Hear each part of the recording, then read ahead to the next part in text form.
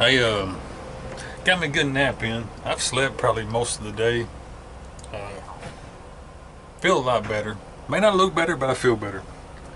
Um, yeah, I was wore out. I've slept almost all day long. All this racket in this rest area haven't bothered me a bit. I may stay here a little bit longer. I may go ahead and stay tonight too. Wasn't planning on it, but yeah, it's been a rough, as you've seen in the past video, it's been a rough couple of days there. So I think I'm just gonna sit right here and recharge. I think I can get away with it, considering this is not a real big, rest area. It's one of them. I showed it to you. It's just like a parking area. I could probably get away with it another night. So I think I'm gonna try it. But right now, I'm cooking me some supper.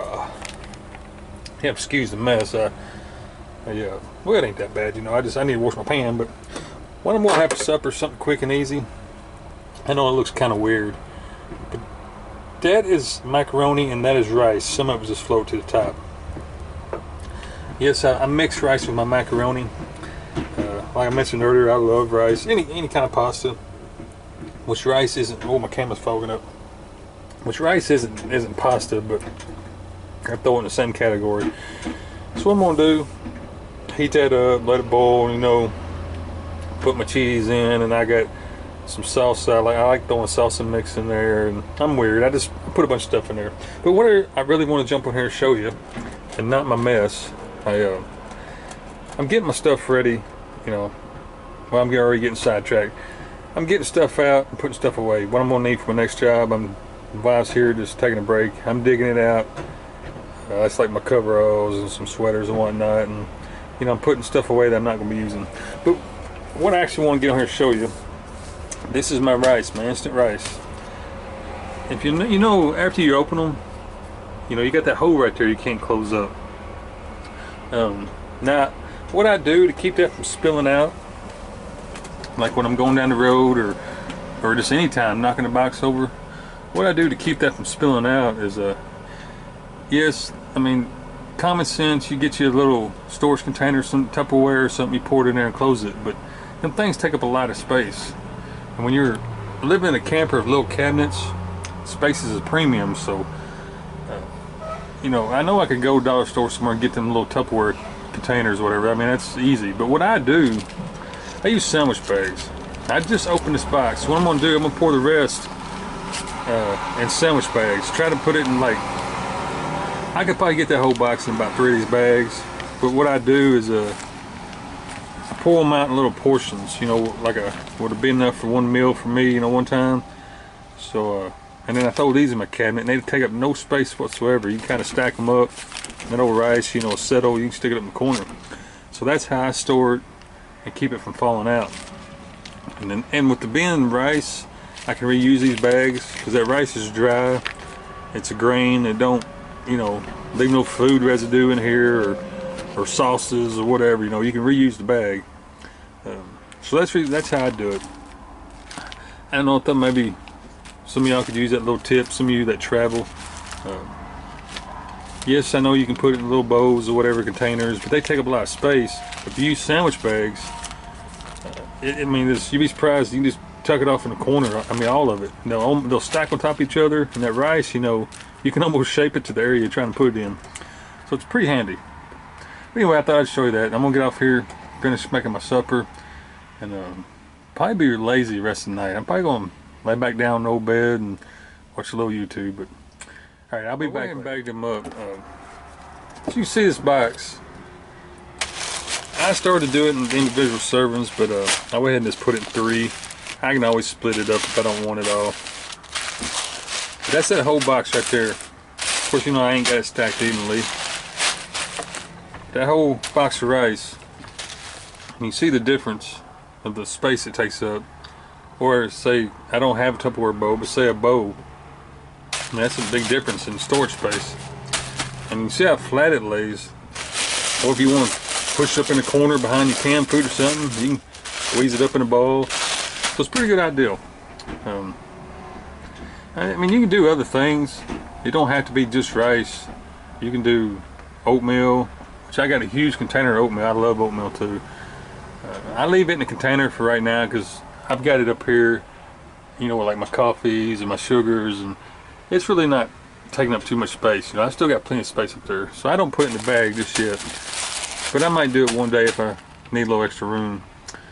But you know, anything dry, you know, I don't know if I'd put like flour or sugar in a bag. There's a chance of it getting a little tear in it or something like that. I mean, you could, but I don't know if I would do that. But any kind of dry food, noodles, you know, like I said, the rice, oatmeal, works great. Anyway, there you go. Good morning, everybody. I'm back on the road. Sit back there and got rested up. I'm not gonna bore you with the driving. It's super windy today, so I'm having to kind of hang on to the steering wheel anyway. Yeah, we're just riding down the road here, enjoying the sights. I'm gonna try to find something to do today. I've been laying around enough that I need to try to find me something to do. I'll get back on here, folks. So me, stopped here at a truck stop, of course. I know that light, that window's really washing out, but I'm in the sun, so I gotta have, what am I kicking? Oh, my shoes down there. I gotta have the window open to let some air in. But this trip here is not turned out the way I was hoping it would be and planned to be. First of all, I stopped at Flying J. Let me tell you, fixing to make some lunch, and I'm gonna have some honey peanut butter. That's some good stuff.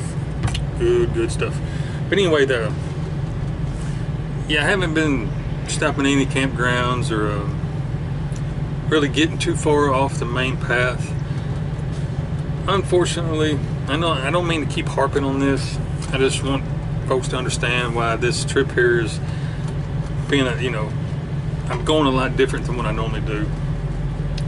Normally on the way up here, I cut across over to South Dakota and go to Badlands. That's on my list every year. Unfortunately, I'm not going this year.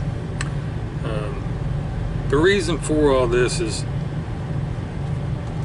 unfortunately, this is one of them trips where everything that can go wrong is going wrong. So it's not the end of the world. I mean, this isn't the first time this has happened to me. So don't, you know, I'm not upset. I'm not mad or nothing. But I think the best thing for me to do,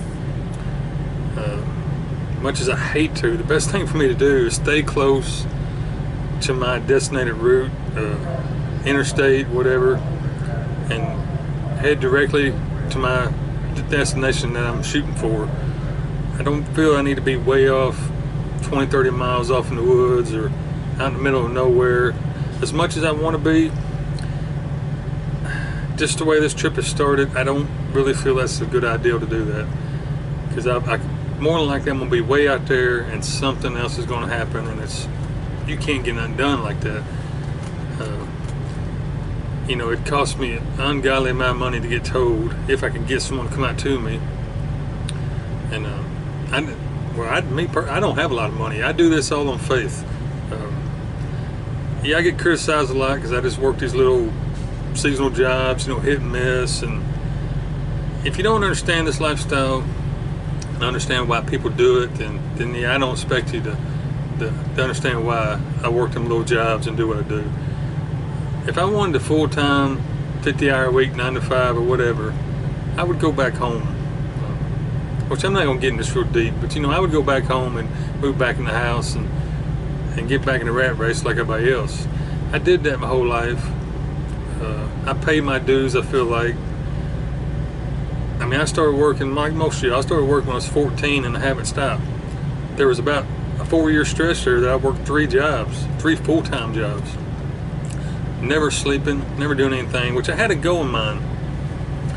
And then of course, you know, I owned a little small business, which my goal, the reason I pushed myself so hard, because my goal was to retire at 40 years old. Now, I'm not going to go into great detail with it. I met my goal. I retired at 40. Some things happened along the way that kind of put some bumps in the plan there, which I had to go back to work for a little bit. Not very, you know, not like I used to, but I had to take a full-time job, and I was able to, you know, retire again or quit, whatever you want to call it. You know, I started doing this life, but because of them bumps in the road, I can't fully completely stop working. If I'm gonna travel like this, I have to work them little seasonal jobs, and I have to do the things I do. I'm not rich. I don't have a huge bank account. I mean, I'm so poor I gotta use coupons on the dollar menu at McDonald's. So, you know, I do this all on faith. I don't have no big YouTube check coming in or Patreon. I don't have people sponsoring me. I'm doing this all on just a prayer and a will to do it. So, but I enjoy it. I really like it. So, you know, saying all that to put me back where I started, you know, I don't have a pocket full of money, so I can't afford to get way off in these national forests or parks or wherever, these free campgrounds that are usually 50 miles in the middle of nowhere. I can't afford to get out there and break down and have to pay a tow bill or whatever. So unfortunately, this is going to be a pretty boring trip up. Not for me. I mean, I'm still having a great time. I'm out here doing what I love to do. So yeah, for me, this is I'm just happy just doing this. For the ones that watch and don't understand, I gotta stay close to civilization and make a straight line to my determined destination, because I can't afford to get way off. Like, I've already broke down twice. Thankfully, once I was on, still going down the interstate, was only, I don't know, 5 or 6 miles from a town. The second time, I was right in town. I mean, so I was right there. You know, it couldn't have been no better. If you want to break down, it could be no better than that. So that's the reason, you know, this is kind of a mundane, boring old trip. Not for me, I mean, but for y'all to watch. It's pretty mundane and boring. I understand. I understand completely. But I feel like this is what I need to do. So anyway, enough of that. I'm still having a great time. Anytime I'm out here on the road in my little old camper, seeing new things and you know, different people, meeting different people, I'm having a great time. I'm fixed, will be, not fixing, but I will be up north, get to see all my old friends from last year, make a little money. You know, that's the whole reason I'm coming up here, to make a little money. And my plan, I'm hoping if it goes right, is that while I'm doing this job, you know, in this certain area, which I can't say because you got haters that just try to destroy everything for you, so I can't, some of y'all probably know, but I can't really say. There's always somebody trying to mess you up, make you miserable. But anyway, I'm not gonna dwell on that. When I get up here to this job, I'll be there at least 3 weeks, give or take a day, so I'll be there at least that long. Eyes isn't. I feel like, I mean, it's you work a lot of hours, but I have a little bit of free time here and there, so I'm gonna try to regroup, go back through everything, truck, trailer, and see, you know, what I thought I had fixed, see what I need to work on, and, you know, I'm be settled in one spot where I won't be forced to move or anything like that, so it should give me time to regroup, get everything together. Old truck's doing pretty good, still running a tad bit warm. As I've gotten up in this cooler weather, it's not as bad now. I think I know what the problem is. The front of that truck, you got the radiator. Yeah, how'd you like that little square? Got the radiator, and then in front of it, I've got the condenser for the air conditioner, which is covering the radiator. And then overlapping in front of that, I got a transmission cooler. So I think when I put it under load by pulling this trailer, that radiator is not getting enough air. I've got 2 things in front of it, which they pretty much look like a radiator too, but they're still slowing the flow of air down. By the time it gets to the radiator, I don't think it's getting enough. So I'm gonna, while I'm up here, I'm gonna pick me up a couple of 12-inch electric fans, not like house fans, but fans that go in the car, and mount them on there. I ain't figured out how, because I'm gonna keep my original clutch fan. The electric fans you would want on the other side of the radiator, on that, I guess you call the outside towards the front of the vehicle. But with all that junk, I haven't figured out how I'm gonna do it yet. My air conditioner works in that old girl. Believe it or not, that thing will freeze you out. But I never use it. I'm tempted on taking that condenser out, just doing away with it, keeping it, you know, storing it, but just taking it completely off, because I never use my air anyway. I'm just like that. I don't never use air in the car. I like the windows down. As far as transmission cooler, I would leave it, because that's, especially pulling this camper, I need it to help cool my transmission fluid. And then I can put the fan directly to the radiator like that. But we'll worry about all that later. Right now I'm gonna fix me some lunch. I'm at the Flying J truck stop, which you won't be able to see much, but well, yeah, I didn't think you would. The light's washing it out, but there's where the semis are parking. And I'm over here in the automobile section. It's not too bad. It's a little noisy right now. All the more trucks running, but I'm not planning on being here too awful long. Get this camera set back up. It ain't straight, but it's good enough. I'm planning on being here too awful long. A couple hours, eat me some lunch, whatnot. Just giving the old girl a break, letting her rest, letting the tires cool down, you know, all that stuff. Which I don't travel that fast anyway. I don't do this a few miles a day. But since I'm not getting to go to these campgrounds and everything, like I, you know, hoped and was planning to, this trip's flying by pretty quick. I'm getting up here pretty fast. So I need to slow down a little bit. I still got 2 weeks to get to where I'm going. 2 whole weeks, and I'm probably not a 1 day away. I could knock this out very easily in 1 day. So I really need to slow down. And that's something else I don't know yet. Don't write this down, but I'm thinking when I get fairly close to where I'm going, I know 2 or 3 little campgrounds in the area. I'm just gonna pop in one of them and roll out the welcome carpet and just hang out there till time to go to work. Because they're fairly close to where I'll be going, and that'll give me time to just lay back, be lazy, and get ready to go to work. I'm gonna get off here, eat my lunch, make the best of the situation. That's all you can do in life, just make the best of what you got. Anybody sit here and nitpick and find a bad in anything. You can find a bad in anything. But what makes life special is when you always look for the good. I mean, yes, I've had a ton of trouble right off the bat starting this trip. Oh, I mean, I almost consider turning around and going back home. I mean, I've had that much trouble. I haven't showed you everything, but I've already had a lot of trouble already. I've got some issues with the back of the RV, which I'm gonna try to fix when I get up there. I mean, I've had a lot of trouble. I almost turned around and went back home. But, you know, I'm not gonna give up that easy.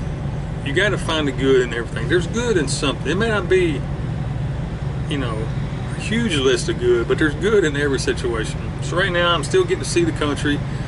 I'm still getting to explore and having a good time. I've got plenty of food. I've got shelter. I mean, yeah, it's still great. True, the bad is kind of went a little bit higher than the good, but hey, I still got a list of good over here. So that's the way I look at it. I'm sorry, there's about 20 people. You can't see because of the light. There's a whole group of people just walked by. Must be a bus somewhere. But yeah, I'm gonna get off here. I'm just blah blah blah rambling. So I'll be back a little later. Y'all have a good day. I was just sitting here going over my expenses of the trip, trying to do a little planning on the next leg. Decided I want to show you something. This is my folder. You know, this is my phone line right here, but this is my folder where I keep a lot of apps I use for traveling. Which, you know, you got freecampsites.net. And you know, you got Google's Map, RV Parky, Gas Buddy. You know, everybody uses them. But I use another app. The one you see right here that says Fuelio. Whoops, I closed it out. The one that says Fuelio. That's a gas app I use for tracking my expenses. It gives you a rundown for like the month. Like this month, I've spent $215. Last month, I spent $180 on gas. It gives you a daily entry of how much you bought. You know, there's a whole lot of, this app gives you a whole lot of features. When you buy gas, you hit that button right there. You can put in other costs like tire repair, oil changes. I mainly use it for the gas. And what you do, you write down your odometer reading. Then down below it, you put how many gallons of gas you got, the price of the gas, and the total amount that you bought, which it usually figures that up for you. It gives you the date. Then you hit OK up here in the corner, and it puts it on this tally sheet like thing here. But I want to show you, my last time I bought gas, I paid $2.78. That's my average use. It's at 13.7. That's miles per gallon. That big old Blazer pulling this camper with the big V8 in it. Of course, I drive like an old man, about 55 miles an hour, but I'm averaging 13 miles per gallon. That ain't bad for that big old girl. that's what I want to show you. I know some of y'all was curious, or one of you was anyway. You asked me how, what was I getting, like 7 or 8 miles a gallon. Now I do pretty good. Now it's all based on how you drive. If you get out there and set the cruise on 80, you're not going to get that. I drive about 55 miles an hour, sometimes 60. It just depends on the speed limit. And yeah, I'm averaging 13 miles a gallon. This is a pretty good app. If you do a lot of traveling, you ought to download it. It's called Fuelio. If I'm saying that right, see right there, Fuelio. And it gives a ton of information. I mean, I'm not going to go through it all, but come down here and hit statistics. It gives you put in your odometer reading. This year I've gone 6,454 miles. I've used 483 gallons of gas, to go that 6,000 miles. I've spent $1,235. I've filled up 52 times, and it just goes on and on. It tells you that your biggest fill up, which mine was $22. My smallest was $4, which I don't remember just getting $4 one time, but and it goes on, gives you this just the overall breakdown of everything. It says I'm averaging $1,000 a month, or 1,000 miles a month. That's not really right. What it does, it takes my total mileage for the month or for the year, and it breaks it down to, it comes out to be, however much miles a month. Which, I may drive 10,000 miles this month and 2 miles next month, and it'll show like, I'm doing 5,000 a month or something like that. But there's tons of information. It can help you find gas. Hit the wrong button. See mileage load. Here you can do a quick summary, how many miles you're getting each time you got gas, which I fill up quite often. I never let my tank get very low. I use the half, the half mark, kind of like empty. So I never let it get very low. But anyway, I just want to show you that app. It's a pretty good app. If you do a lot of traveling like me, and like to keep up with your expenses, that's a great way to do it. Which I save my receipts, but usually I can get them and just go ahead and put them away, and I have to carry them around, out where I see them, and just turn this app on and look at it. But yeah, I just want to show you that. So I'm gonna jump off here and I'll be back later.